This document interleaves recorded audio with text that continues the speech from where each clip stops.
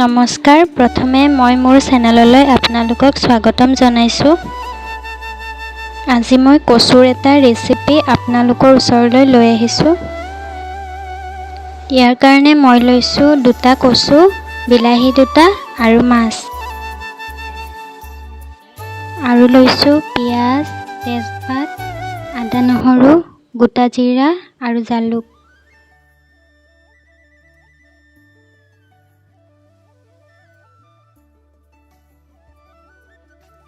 পিঁয়াজটো এনেকৈ মিহি মিহিকৈ কাটি লৈছোঁ আৰু আদা নহৰুখিনি অলপ থেতালি ল'ম।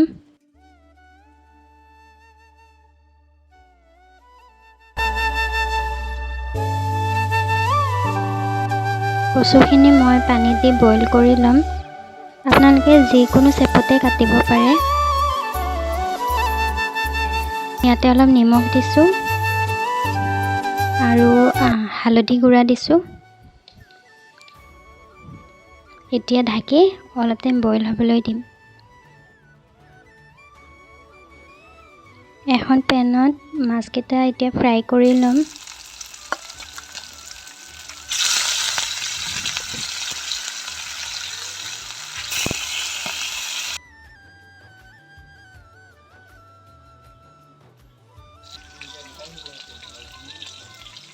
এফালে কচুটো বইল হৈ আছে। উতল আহিছে। উতল আহোঁতে মই আদা নহৰু যিখিনি থেতালি থৈছিলোঁ তাৰে আধা দি দিম।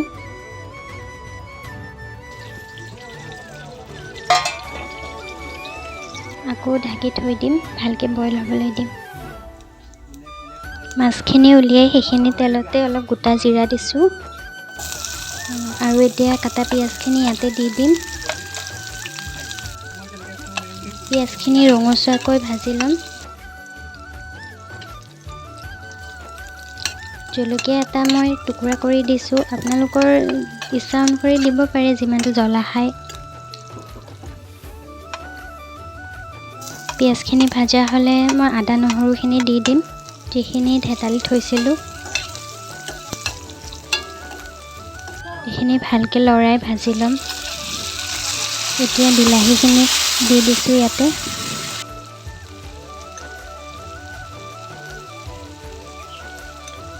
ইয়াতে গুড়া মছলা দিছোঁ, জিৰা, ধনিয়া এচামুচ দিছোঁ আৰু পানী দি দিছোঁ। পানী দিলে মছলাখিনি ভালকৈ ভাজিব পাৰি। এইখিনি ভালকৈ লৰাই ভাজি ল'ম।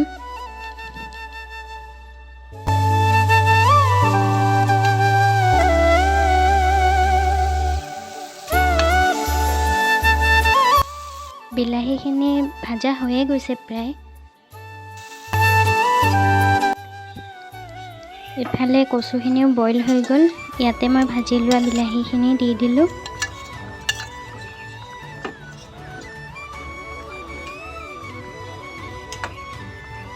অলপ টাইম ঢাকি থৈ দিছোঁ। ইয়াতে মই অলপ পানী দি লৈছোঁ। আপোনালোকে কিমানটো জোল খায় সেই অনুসৰি পানী দি ল'ব পাৰে।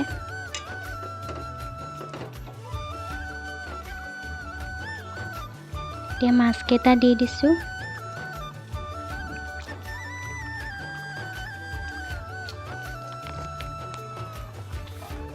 2 মিনিটমান ঢাকনি মাৰি উতলিবলৈ দিম।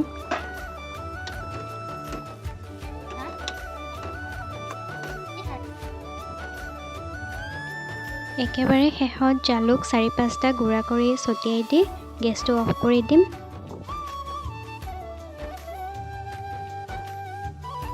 মোৰ ৰেচিপিটো যদি ভাল লাগিলে প্লিজ লাইক এটা কৰি দিব আৰু কোনোবা যদি নতুনকৈ চাই আছে তেতিয়াহ'লে প্লিজ ছাবস্ক্ৰাইব কৰি দিব।